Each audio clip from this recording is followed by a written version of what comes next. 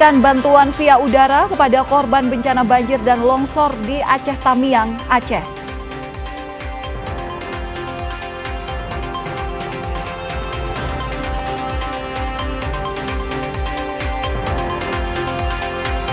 Angin puting beliung menerjang objek wisata Monkey Forest Sangeh, Badung, Bali. 1 orang tewas.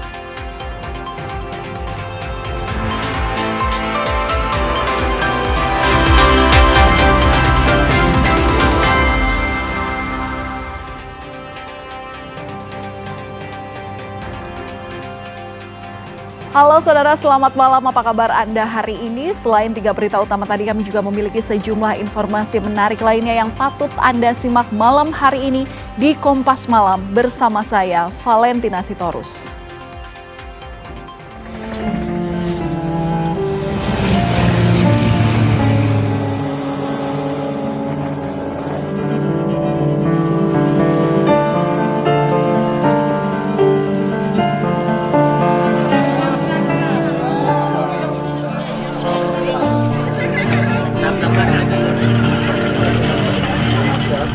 Gak ada wifi, gak ada baterai, kami ke seberang jalan kaki, Kak.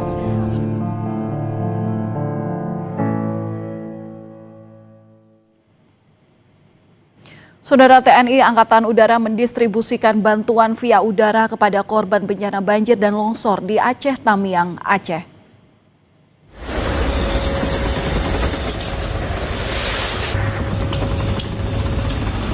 Sedikitnya 20 paket bantuan dibawa menggunakan pesawat angkut Super Hercules lalu diterjunkan menggunakan parasut di lapangan Bima, Kecamatan Kuala Simpang. Cara ini dilakukan karena masih banyak daerah yang terisolasi pasca bencana besar banjir dan longsor.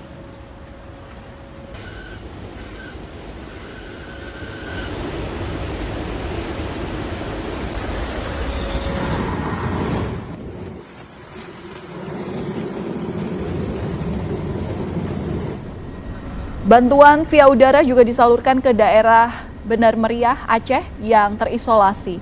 Penyaluran bantuan menggunakan heli Karakal Skadron Udara 8 TNI Angkatan Udara. Begitu bantuan dijatuhkan, warga berlarian untuk mendapatkannya. Penyaluran bantuan via udara juga dilakukan di Sibolga dan Batang Toru.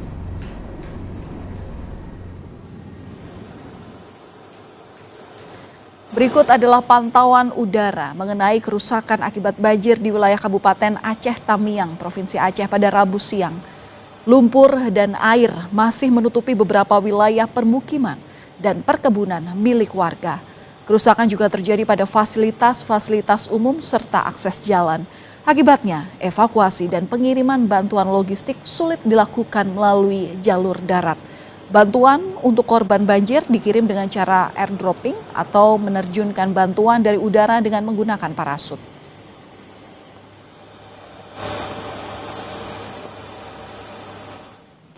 Bantuan untuk korban banjir dan longsor di Sumatera terus didistribusikan melalui udara untuk dapat menjangkau daerah yang hingga kini masih terisolasi.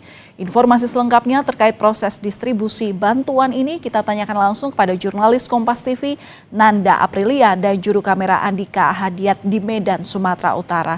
Selamat malam Nanda, wilayah mana saja yang sudah bisa dijangkau untuk mendapatkan bantuan hingga malam hari ini?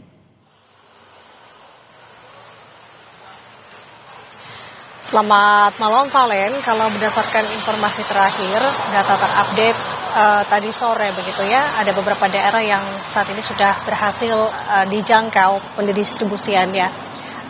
Ada beberapa daerah seperti yang tadi kami kutip juga, berdasarkan bantuan yang didistribusikan dari Lanut Suwondo yang berada di Medan, Sumatera Utara, untuk membagikan bantuan ke beberapa titik, khususnya di Sumatera Utara. Selain di Sumatera Utara, ada juga daerah lain, yakni perbatasan atau daerah berdekatan dengan Sumatera Utara, katakanlah di sini Aceh Tamiang. Jadi tadi pertanyaannya saya jawab dulu bahwa ada beberapa daerah yang sudah berhasil diberikan distribusinya. Bahkan kalau untuk daerah Sibolga, khususnya di Sumatera Utara, ini juga sudah diberikan, namun memang masih biasanya menggunakan teknis dengan pesawat landing di Bandara Pinang Sori untuk kemudian bantuan ini didistribusikan melalui jalur darat ke Sibolga. Tidak hanya itu, Valen dan juga saudara, sebenarnya kalau melihat dari akses yang saya pantau tadi, kami juga berkesempatan untuk melihat melalui jalur udara menggunakan pesawat Hercules.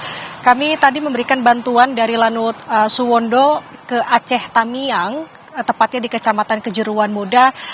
Valen, kalau bisa saya katakan melalui pandangan mata saya sendiri bahwa saya melihat bahwa di sana masih diselimuti oleh lumpur coklat. Bahkan sejauh mata memandang saya melihat tidak ada aktivitas warga khususnya kendaraan roda 2 maupun roda 4 yang berlalu lalang. Artinya memang tampak cukup sulit karena Aceh Tamiang sebagai di mana informasi bahwa ini menjadi salah satu daerah yang terdampak cukup parah akibat banjir dan longsor ini, yang dimana untuk saat ini dari 12 kecamatan informasinya, Valen dan juga saudara, 2 kecamatan sudah bisa diakses, sementara 10 kecamatan masih dicoba untuk bisa diakses melalui jalur darat.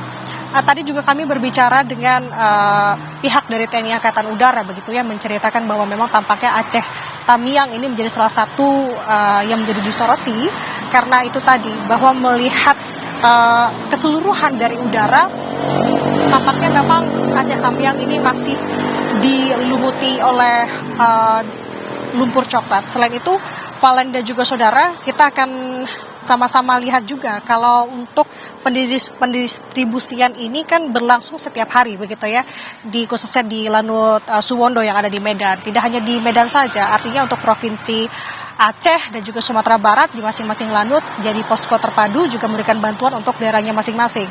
Hanya saja kalau melihat dari keseharian di Lanut Suwondo ini cukup aktif karena biasanya ada pesawat 7 sampai dengan 8 pesawat yang memang memukim atau bertempat di sana untuk kemudian besok pagi pendistribusian ini akan kembali dilakukan. Nah, apa saja teknis yang digunakan, metode yang digunakan, apalagi misalkan untuk daerah terisolasi, jalur darat masih belum bisa ditempuh adalah dengan jalur udara. Tadi saya melihat bahwa pendistribusian untuk Aceh Tamiang, lagi-lagi saya katakan di sini, menggunakan jalur atau metode airdrop dengan memberikan bantuan dari udara melalui parasut. Tidak hanya itu saja, ada juga metode helibox yang memang bisa digunakan untuk mempermudah proses pendistribusian ditambah dengan mempercepat pendistribusian ini. Valen, kalau untuk yang hari ini, daerah-daerah yang sudah didistribusikan dari Lanut Suwondo, tadi ada dari Sibolga, kemudian Aceh ada dari Lok Sumawe, kemudian untuk Kabupaten Aceh tadi Tamiang, dan kalau untuk Kabupaten Bener Meriah juga diberikan bantuannya. Kita akan lihat ke depannya seperti apa. Bantuan ini tentunya menjadi harapan bersama, setidaknya ini dapat membantu warga-warga terdampak dan meringankan beban mereka. Harapannya demikian. Sementara demikian yang bisa saya laporkan. Boleh kembali ke studio. Baik, terima kasih atas laporan lengkap Anda, jurnalis Kompas TV Nanda Aprilia bersama dengan juru kamera Andika Ahadiat. Sehat selalu kawan-kawan. Saudara, warga Tapanuli Tengah berjalan kaki hingga 4 jam untuk mencari makanan karena desa mereka masih terisolasi. Warga Kecamatan Sitahuis, Tapanuli Tengah yang masih terisolasi terpaksa berjalan kaki ke desa terdekat untuk mencari bantuan. Dengan perlengkapan seadanya tanpa alas kaki, warga melewati puluhan kilometer di jalan yang tertimbun longsor. Warga mengaku desanya masih terisolasi dan sulit mendapat makanan. Logistik yang disalurkan melalui udara belum menjangkau desa-desa di Kecamatan Sitahuis, Tapanuli Tengah.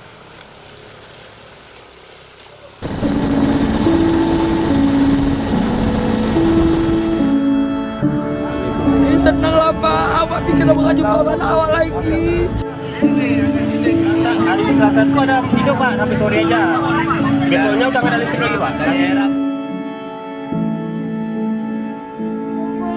Jemput aja lagi. Ini sebentar aja Kak dikasih wifi. Dikasih wifi aja sini orang Kompas sampai kali ini. Ada wifi kan ada baterai. Tangis Tina tak terbendung saat melihat wajah sang kakak via telepon untuk pertama kalinya. Tina akhirnya bisa berkomunikasi dengan sang kakak di Medan usai komunikasinya terputus sejak banjir melanda wilayah Aceh Tamiang pada akhir November. Senang lah Pak, awak bikin abang jumpa abang awak lagi. Kita nggak bisa nelpon keluarga, Pak. Kami kesana kemarin ada orang mati, Pak, orang tenggelam. Kita nggak ada lagi lah, Pak. Kami bukan temburung, Pak. Nggak ada bantuan apa-apa di sana.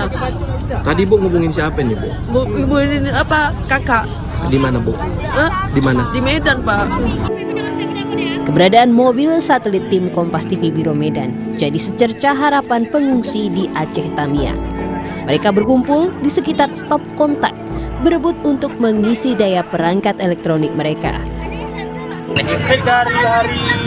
Dari Selasa, hari Selasa itu ada hidup Pak sampai sore aja. Besoknya udah nggak ada listrik Pak. Dari Rabu Pak. Rabu. Ngecas HP Pak. Dari Rabu Pak ada lagi Pak Pak. Ini dah. Rabu hari Senin kok kan. Rabu lagi dah. Ada hari dah lupa nih Pak. 8 hari. Gak pernah nengok HP Pak. Harapannya ke pemerintah gimana nih Bang? Ya semoga aja bantuannya tersalurkan semua lah Pak. Bantuan terus listrik kalau bisa cepat pulih Pak. Air bersih Pak lumayan yang penting.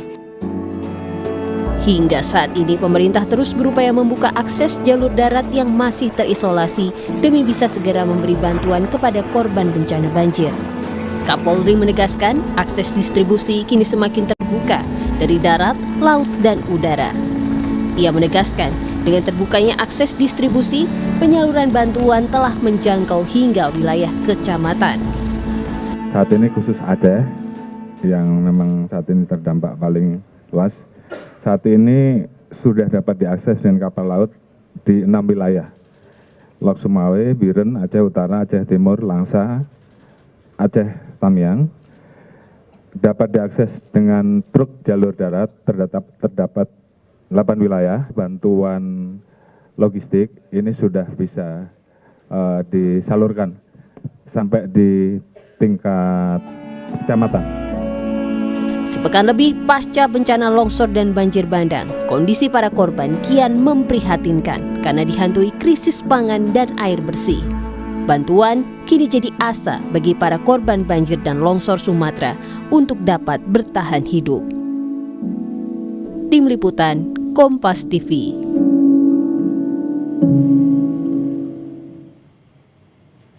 Seperti apa penanganan pasca banjir dan longsor? Kita akan bahas bersama Bupati Bener Meriah Aceh, Tagore Abu Bakar. Selamat malam Pak Tagore.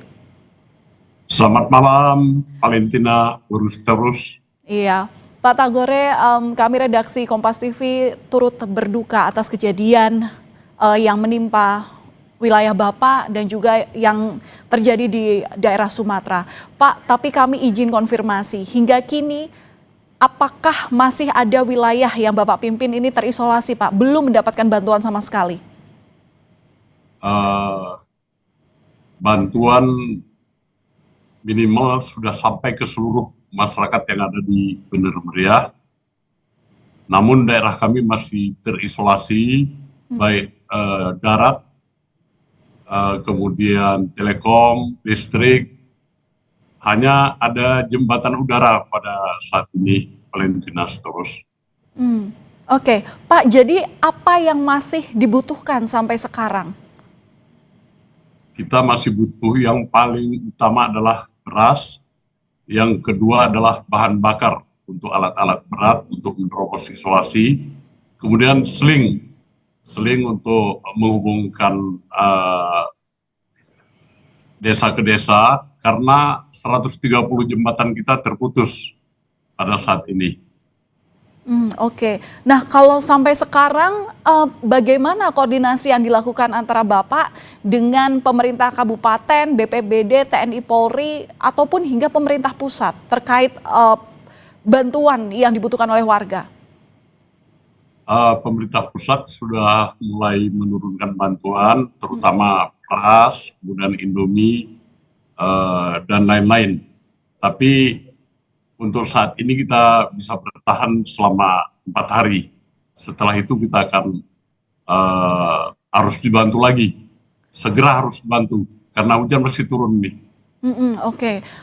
Kalau untuk pendataan korban dan wilayah terdampak untuk memastikan bantuan tepat sasaran ini sudah dilakukan, Pak. Ada berapa korban yang memang sampai saat ini mengungsi begitu? Korban yang meninggal ada 38 orang, dan yang hilang ada 25 orang. Ini masih data yang sementara. Kemudian yang mengungsi ada 39.000 orang di 40 titik. Kemudian kecamatan-kecamatan juga masih terisolasi, hanya dihubungkan dengan kabel-kabel sling, tali, dan lain-lain. Ya. Iya, Pak, ini kan yang menjadi penanganan lanjutan setelah proses evakuasi, kemudian juga untuk penanggulangan bencana, ini kan adalah tempat tinggal, yang mana kita tahu hingga saat ini tempat tinggal itu sangat minim sekali untuk bisa ditempati oleh warga kembali ke rumahnya. Nah, ini untuk pemulihan infrastrukturnya, jangka pendek, jangka panjang, ini seperti apa rencananya? Kita tentu harus bekerja sama dengan pemerintah provinsi dan pusat. Kemudian benar, ini ada yang hanyut, ada yang tertimbun rumah-rumahnya, kemudian kebun-kebun juga ada yang hilang ini, berpindah, rusak.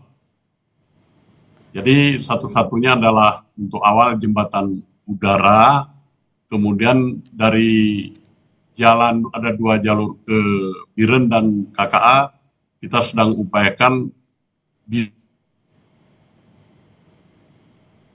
Oke, Pak, untuk hunian sementara, apakah sudah terpikirkan, Pak? Rencananya seperti apa? daerah sekitarnya.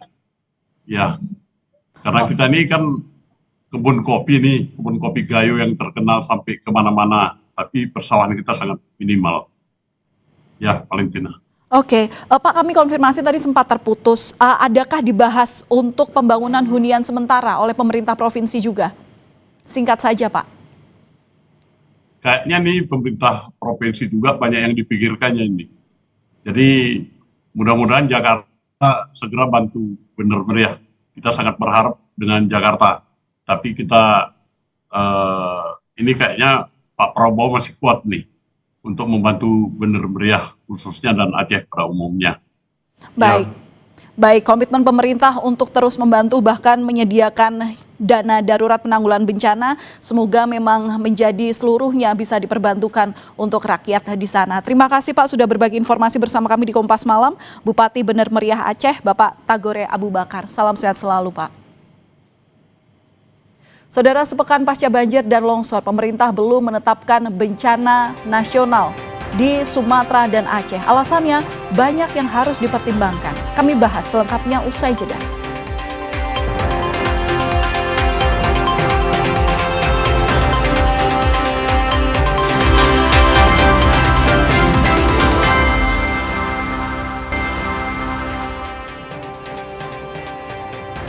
Saudara, sepekan pasca banjir dan longsor, banyak daerah belum tersentuh bantuan. Sebagian kepala daerah di Aceh dan Sumatera mendesak pemerintah pusat untuk menetapkan status bencana nasional. Korban di daerah terisolasi kini sangat menantikan bantuan.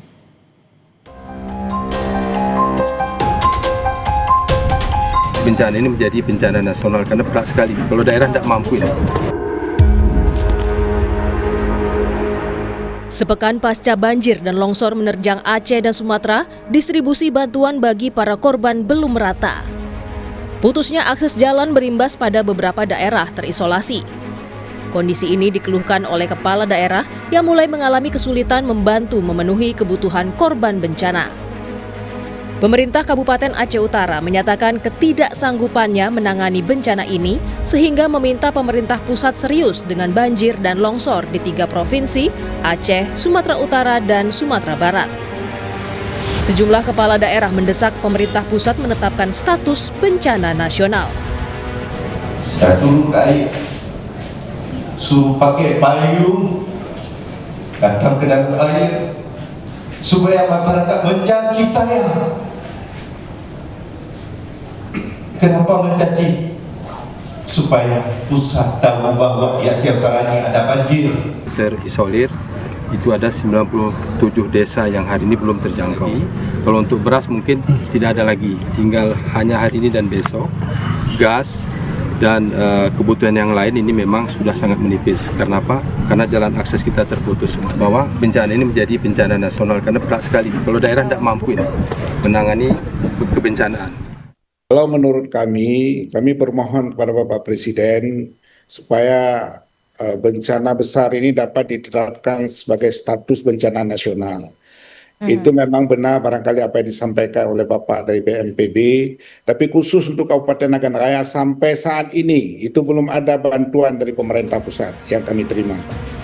Menteri Sekretaris Negara Prastio Hadi menjelaskan alasan pemerintah pusat tidak menaikkan status banjir dan longsor Sumatera serta Aceh sebagai bencana nasional.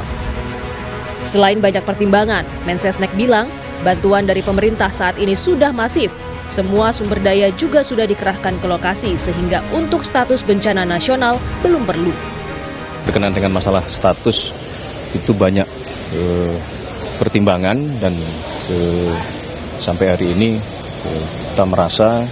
pemerintah merasa bahwa dengan penanganan yang cukup masif, semua sumber daya nasional dikerahkan, nah itu sementara pilihan yang diambil. Hingga Rabu malam, 3 Desember 2025 per pukul 20.00 waktu Indonesia Barat, total korban jiwa akibat bencana banjir dan longsor di Sumatera serta Aceh mencapai 770 orang. Sementara 463 korban masih dalam pencarian. Masifnya korban akibat bencana banjir dan longsor yang menerjang Sumatera dan Aceh, DPD RI mendorong pemerintah pusat menaikkan status bencana itu jadi bencana nasional. DPD mengingatkan, setiap kebijakan yang diambil harus tetap mempertimbangkan aspek ekologi, berkelanjutan agar peristiwa serupa tidak terulang. Dengan beberapa indikator yang kami dapatkan, korban yang cukup banyak, kemudian lintas, kemudian infrastruktur rusak, dampak dari itu juga luar biasa meluas, maka harus dipertimbangkan ini menjadi bencana nasional. Itu saya sudah sampaikan beberapa hari yang lalu. Banyaknya daerah yang masih terisolasi, kecepatan distribusi bantuan sangatlah dinanti. Keterbatasan pemerintah daerah menembus daerah terdampak perlu terus didukung armada pusat agar tak ada korban yang justru menderita karena tak kunjung dapat bantuan. Tim Liputan, Kompas TV.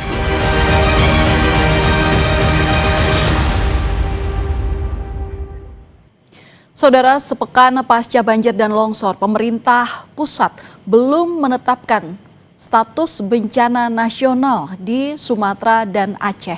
Apa yang jadi pertimbangan kita bahas malam hari ini bersama dengan Direktur Eksekutif Amnesty International, ada Bapak Usman Hamid. Selamat malam, Pak Usman. Selamat malam, Kompas TV. Ya, sebelumnya kami juga telah mengundang Bupati Aceh Timur, Bapak Iskandar Al-Farlaki, tapi memang belum dapat tersambung. Pak Usman, saya ingin tanyakan kepada Anda, apa yang membuat Amnesty International mendesak pemerintah untuk menaikkan status bencana dari provinsi menjadi nasional? Yang membuat kami mendesak pemberlakuan keadaan darurat nasional adalah karena bencana itu meskipun terjadi di daerah, bukanlah bencana daerah, melainkan bencana daerah akibat kebijakan nasional. Yang kedua, kalau kita lihat dari segi jumlah korban, sudah banyak sekali. Dan angkanya bertambah dengan sangat cepat dari 100, 200, 300, sampai sekarang sudah di atas 700. Begitu pula dengan harta benda masyarakat. Lalu juga kerusakan sarana dan prasarana publik hampir lumpuh. Sampai 1 jam terakhir ini saya menerima data laporan dari Aceh, dari Sumatera Utara, dari Sumatera Barat tentang antrian misalnya BBM dan lain-lain sebagainya. Juga berbagai sarana prasarana yang dibutuhkan oleh masyarakat itu tidak berfungsi. Lalu juga cakupan luasnya. Cakupan luasnya kalau kita bayangkan dari Provinsi Aceh, Provinsi Sumatera Utara, Provinsi Sumatera Barat, coba bayangkan negara Singapura itu. Berapa kali negara Singapura luas kita itu? Luas Sumatera saja. Jadi dari segi cakupan luas, dari segi jumlah korban, harta benda, kerusakan sarana dan prasarana, dan juga dampak sosial ekonomi. Ini kita belum bicara tentang anak-anak, belum bicara tentang perempuan di dalam pengungsi-pengungsi misalnya. Jumlahnya seingat saya sampai hari ini sudah di atas 500.000, di atas setengah juta orang. Jadi ini jelas adalah bencana nasional. Nah, dengan menyatakan ini sebagai bencana nasional, pemerintah bisa membuka saluran bantuan kemanusiaan dari berbagai negara. Jadi saya kira tidak perlu malu gitu ya, apalagi selama ini pemerintah bersikap, menurut saya bersikap paradoks ya, di satu sisi seolah-olah anti asing gitu ya, mencurigai setiap bentuk kritik ada kepentingan asing. Padahal pemerintah sendirilah yang sebenarnya bermain-main dengan asing, termasuk bandara terakhir yang ditemukan di Morowali, bagaimana kepentingan asing bisa lolos begitu saja untuk mengeruk kekayaan alam Indonesia. Jadi saya kira bisa jadi. Oke, Pak Usman, tapi kalau Anda tadi sempat bicara soal adanya korban terdampak banyak, sebenarnya lainnya. Pak Usman, maaf saya potong, saya udah mengerti maksud Anda. Tapi kalau Anda tadi sempat menyampaikan bahwa korban terdampak ini termasuk banyak begitu, tapi sebenarnya untuk menaikkan status bencana nasional ada batasan nggak sih jumlah korban itu harus berapa sehingga layak untuk dinaikkan? Di dalam Undang-Undang Nomor 24 Tahun 2007 tidak disebutkan. Di dalam Peraturan Pemerintah Nomor 21 Tahun 2008 juga tidak disebutkan. Tetapi seharusnya kalau merujuk pada peraturan pemerintah, pemerintah segera melakukan kajian cepat, lokasinya di mana saja, kerusakannya apa saja, berapa jumlah korbannya, lalu juga kerugian-kerugiannya, sumber dayanya. Dengan begitu, pemerintah bisa segera cepat mengambil keputusan peningkatan status misalnya. Kan nggak mungkin kita berharap misalnya bupati atau wali kota segera mengambil keputusan untuk mengusulkan agar ini misalnya dinyatakan sebagai bencana darurat nasional. Mereka sendiri menjadi korban, keluarganya, kerabatnya, tetangganya. Demikian pula juga gubernur, nggak mungkin berharap pada gubernur. Ya, ada faktor kerugian harta benda begitu ya maksudnya. Pak Usman, tapi tadi itu pemerintah bilang kalau dari penanganan bencana ini sudah dilakukan secara masif, kemudian juga sumber daya nasional ini sudah dikerahkan. Apakah hal ini juga masih dianggap kurang oleh Amnesty International? Jelas kurang. Anda lihat saja, menteri ada yang pura-pura bersimpati dengan memanggul, padahal di sekitarnya jelas anak buahnya tidak ngapa-ngapain. Itu pencitraan aja. Jadi menteri-menteri ini banyak yang bukan ahlinya. Menteri Kehutanan bukan ahlinya. Menteri Lingkungan Hidup bukan ahlinya. Kepala Penanggulangan Bencana bukan ahli di bidangnya. Dan meremehkan situasi ini dari awal. Jadi tidak ada rasa kedaruratan. Tidak ada sense of urgency, sense of crisis untuk menyelamatkan dan mengevakuasi warga. Seolah-olah apa yang berkembang di media sosial itu dramatis, tidak seperti yang terjadi di kenyataan. Padahal kenyataannya jauh lebih buruk. Karena infrastrukturnya rusak, karena saluran komunikasinya putus, karena listriknya padam. Jadi, saya kira pejabat-pejabatnya ini memang tidak kompeten gitu. Dan akhirnya pemerintah seperti keledai yang terantuk 2 kali pada kendala yang sama, pada batu yang sama gitu. Jadi, Pak Usman. Ini harusnya jadi momentum, segera nyatakan keadaan darurat nasional. Kemudian minta bantuan kemanusiaan dari luar negeri, pesawat, kapal, bantuan obat-obatan, bantuan logistik, bantuan pakaian, bantuan apapun yang dibutuhkan oleh masyarakat. Hidupkan kembali sarana dan prasarana. BBM pastikan itu tersedia. Bahan sembako jangan dilempar begitu dari helikopter. Ini bukan binatang, ini manusia. Jadi saya kira harusnya ada empati, harus ada simpati yang tulus dari pemerintah dan mengerahkan kekuatan yang benar-benar besar. Di mana pesawat kita yang begitu banyak? Di mana kapal kita? Ya, ada sejumlah indikator. Kecintaan pada negara ini dari pejabat yang seringkali hanya lewat pidato. Ya. Saya benar-benar marah karena sebagian keluarga kami juga terdampak dan banyak masyarakat yang melaporkan dan benar-benar mengeluhkan keadaan di lapangan. Baik, ada sejumlah indikator yang tadi Pak Usman sampaikan. Korban terdampak banyak, infrastruktur rusak, kerugian harta benda hingga lumpuhnya ekonomi serta sosial masyarakat yang ini dinilai untuk pemerintah bisa gerak cepat bahkan untuk bisa menaikkan status tanggap darurat bencana secara nasional. Meskipun memang penanganannya hingga sampai sekarang masih terus dilakukan, klaim pemerintah dilakukan secara nasional dengan sumber daya yang telah dikerahkan. Terima kasih sudah berbagi insight bersama kami di Kompas Malam Kompas TV. Direktur Eksekutif Amnesty International Usman Hamid. Salam sehat selalu Pak Usman. Terima kasih. Saudara, kami akan kembali usai jeda dengan informasi mengenai Menteri Energi dan Sumber Daya Mineral Bahlil Lahadalia memastikan listrik di daerah paling terdampak banjir di Agam, Sumatera Barat menyala pada Rabu malam.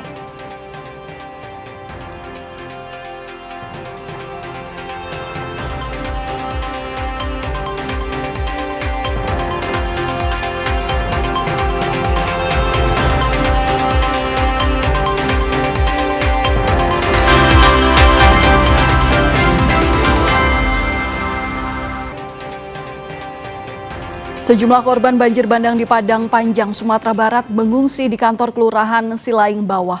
Satu di antaranya merupakan ibu hamil yang tinggal menghitung hari untuk waktunya lahiran. Berikut laporan Reza Pratama dan juru kamera Abdul Rohim dari Padang Panjang, Sumatera Barat.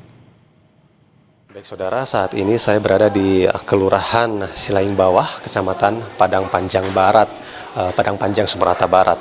Nah, disinilah lokasi posko pengungsian bagi warga yang terdampak banjir bandang yang terjadi beberapa waktu lalu. Bisa saya perlihatkan kondisinya kepada Anda, saudara, seperti inilah kondisi dari posko pengungsian di Kelurahan Silaing Bawah, begitu ya. Ada anak-anak, kemudian ada lansia juga, kemudian dewasa, dan kalau saya lihat di sini sejumlah sumbangan atau donasi dari warga pun sudah tersedia, seperti yang ada di dalam karung itu adalah pakaian bekas, kemudian makanan instan juga tersedia, ada karpet, kemudian fasilitas lainnya untuk tidur juga seperti matras ini juga tersedia. Di sini ada 25 kepala keluarga atau sekitar 80 jiwa begitu ya, warga yang berasal dari Kelurahan Silaing Bawah, Kecamatan Padang Panjang Barat begitu. Nah, saya akan mengajak Anda untuk berbincang dengan ibu yang saat ini sedang mengandung di tengah-tengah pengungsi. Ibu, selamat malam. Dengan ibu siapa, Ibu? Dengan Ibu Resti Ratnasari, biasa dipanggil Resti. Bu Resti, informasinya Ibu sedang mengandung. Mungkin kalau boleh tahu usia kandungan Ibu saat ini usianya sudah berapa? Usia kandungan sudah 9 bulan. Insya Allah dalam hitungan hari ini, mau lahiran lagi. Nah. Sudah 9 bulan Bu ya di pengungsian, mungkin tinggal menghitung hari untuk menunggu kelahiran. Di pengungsian ini apakah memang tersedia atau yang memeriksa kandungan Ibu setiap saat, setiap harinya, atau seperti apa Bu? Kalau di sini poskelnya ada, tiap hari diperiksa. Ya, kalau pemeriksaannya insya Allah bagus. Soalnya bidan dari puskesmas, rumah sakit ada di sini. Mengungsi, kalau kondisi saat ini rumah seperti apa Bu? Kalau rumah baru 3 bulan dibangun sebenarnya gitu. Kalau rumah sekarang udah emang nggak ada, pondasi aja nggak ada lagi. Udah rata, udah sungainya tuh awalnya kan di lokasi rumah Resti tuh. Di sini arah sebelah kanan, sekarang udah ke sebelah kiri, udah kayak rumah Resti itu udah jadi sungai gitu. Terakhir Ibu mungkin harapan kepada pemerintah pusat ataupun pemerintah daerah dari Ibu dan keluarga ini seperti apa? Kalau harapan buat sekarang mudah-mudahan lahirannya normal gitu. Terus kayak pemerintah kasihlah kami tempat yang nyaman lagi gitu. Mudah-mudahan bisa tempatnya tuh nggak bikin kami cemas lagi gitu. Jauh-jauh lah dari bencana lagi. Baik, terima kasih Ibu telah meluangkan waktu bersama Kompas TV. Sekali lagi terima kasih, mudah-mudahan ada solusi dari pemerintah terkait kondisi tempat tinggal saat ini. Terima kasih Ibu. Ya baik, itu tadi saudara perbincangan kami bersama dengan salah satu warga yang saat ini sedang tengah mengandung dengan usia kandungan 9 bulan, namun sudah mendapatkan pemeriksaan oleh bidan dan juga bidannya siaga di posko ini, sehingga ketika sewaktu-waktu harus melahirkan di posko pengungsian ini sudah ada bidan. Nah, harapannya ke depannya semua warga yang ada di pengungsian ini mendapatkan tempat tinggal yang layak yang dibangun kembali oleh pemerintah daerah ataupun pemerintah pusat. Reza Pratama, Abdul Rohim, Padang Panjang, Sumatera Barat. Menteri Energi dan Sumber Daya Mineral Bahlil Lahadalia memastikan listrik di daerah paling terdampak banjir di Agam, Sumatera Barat menyala pada Rabu malam. Bahlil menyebut pasokan listrik akan didukung dengan 36 genset. Hal ini disampaikan Bahlil saat meninjau lokasi bencana banjir bandang di Kabupaten Agam, Sumatera Barat pada Rabu siang. Pasokan listrik di Kecamatan Palembayan Agam akan disupport dengan 36 genset sambil menunggu proses perbaikan jaringan dan pemasangan tiang baru.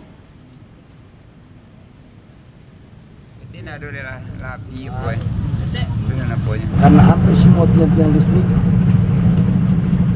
di bawah arus. Hari ini baru bisa memulai karena alat berat baru bisa masuk. Insya Allah untuk sementara malam ini kita ada pasang 36 genset untuk di wilayah kecamatan ini agar bisa listriknya menyala. Sambil kita menunggu tiang-tiang berdiri dan direncanakan 3 hari. Sementara itu, antrian panjang di sejumlah SPBU masih terjadi di Kota Medan, Sumatera Utara. Warga mulai mengantri di sejumlah SPBU meskipun jam operasional belum buka. Salah satu SPBU yang diserbu masyarakat mencari BBM yakni SPBU di Jalan Gajah Mada, Medan. Antrian terjadi sejak pukul 6:30 pagi, di mana warga memilih mengantri sejak awal meskipun jam operasional SPBU belum dibuka.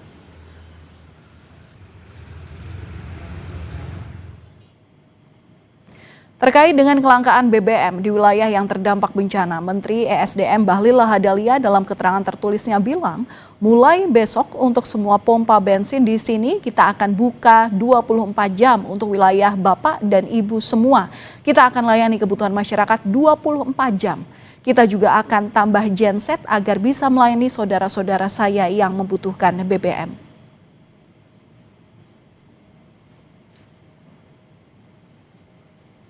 Informasi usai jeda di Kompas Malam hanya untuk Anda, Saudara. Angin puting beliung menerjang objek wisata Monkey Forest Sangeh, Badung, Bali. 1 orang dinyatakan tewas.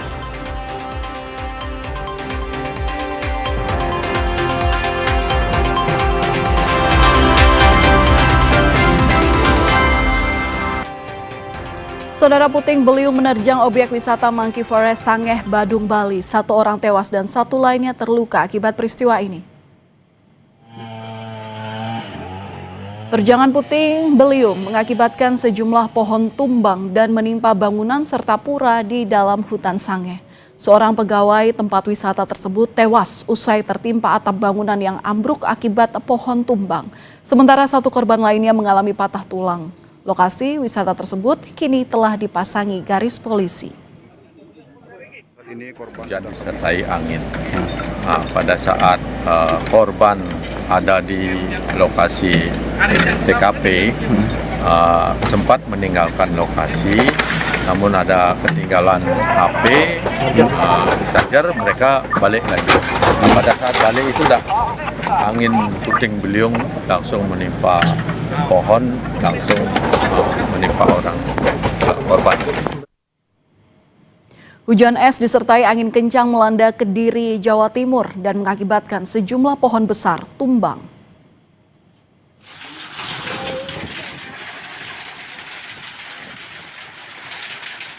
Video amatir memperlihatkan saat hujan dengan butiran es disertai angin kencang melanda Kediri.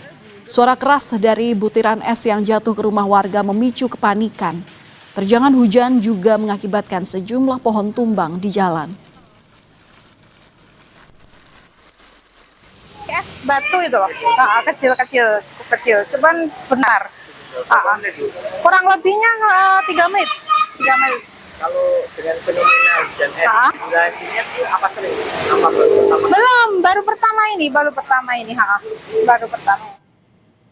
Menteri Lingkungan Hidup Hanif Faisal menegaskan pemerintah akan membawa pihak-pihak atau perusahaan yang diduga memperparah terjadinya banjir bandang dan longsor di Sumatera ke ranah hukum. Kementerian Lingkungan Hidup segera melakukan 3 hal untuk bisa membawa pihak-pihak yang memperparah bencana alam di Sumatera untuk bertanggung jawab, bahkan hingga ke ranah hukum. Langkah pertama dengan memberikan sanksi kepada pemerintah daerah yang kebijakannya memperburuk kondisi lingkungan. Kedua, dengan sanksi pergantian kerugian berupa uang.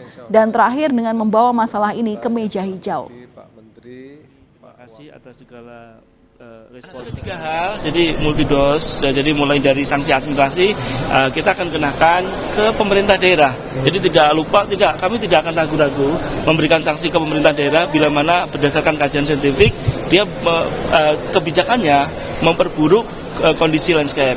Kemudian sanksi persengketaan lingkungan hidup. kondisi bencana yang demikian itu kan harus ada yang memulihkan. Undang-Undang 32 menganut asas polluter pays. Jadi semua pencemar wajib membayar. Ini pasti kami tempuh.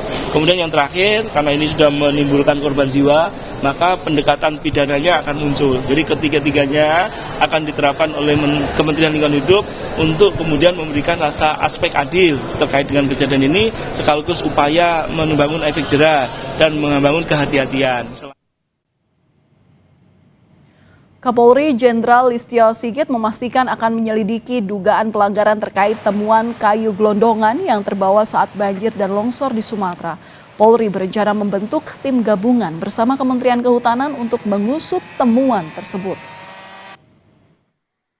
Terkait dengan masalah temuan kayu gelondong yang sudah terkelupas, kami secara lisan sudah berkoordinasi dengan Menteri Kehutanan dan besok kami akan melaksanakan rapat bersama untuk menurunkan tim gabungan untuk melakukan proses penyelidikan, pendalaman terkait dengan peristiwa yang terjadi. Tentunya apabila ada pelanggaran hukum kita akan proses. Kami masih akan kembali usai jeda dengan informasi mengenai aktor senior Epy Kusnandar meninggal dunia di Rumah Sakit Pusat Otak Nasional Cawang, Jakarta Timur.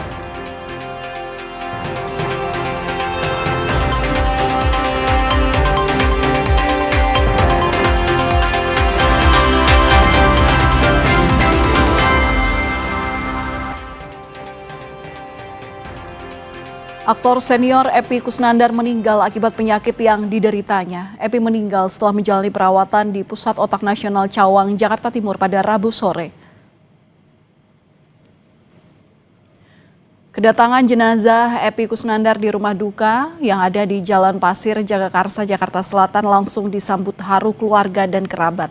Epy meninggal di usianya ke-61 tahun.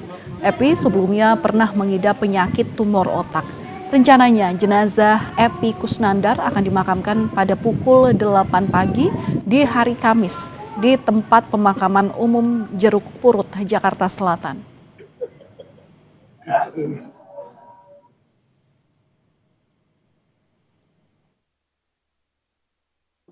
Itu aku nggak tahu sama sekali. Jadi aku taunya cuman ngurusin makamnya aja. Besok dimakamin di Jeruk Purut jam 8 pagi. Sempat terinfo nggak sih Bang tadi di diagnosis penyakitnya ada di bagian otak kayaknya. Dan terima kasih saudara telah menyaksikan Kompas Malam hari ini. Pastikan secangkir kopi gula aren menemani waktu istirahat Anda. Saya Valentina Storus pamit, terima kasih. Sampai jumpa.